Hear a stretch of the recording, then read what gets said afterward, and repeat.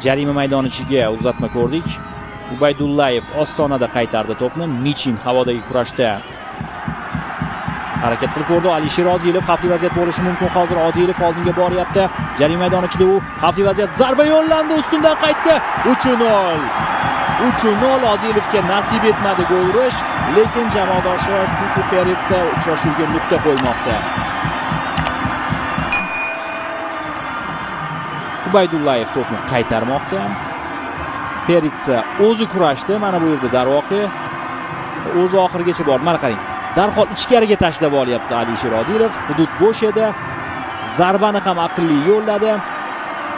Va keyin Peritsa golni o'z nomiga yozib ketdi. Va Peritsa markazdagi kurash uchun ham bir tomondan haqli edi deyishimiz mumkin bu golga. Shu pallada uchrashuv yakunlandi. G'ayrat Jo'rayev final xushtagini chalib berdi. Golni takroran ko'rib olish imkoniyatiga egasiz. Neftchi jamoasi muxlislarini g'alaba bilan tabriklaymiz.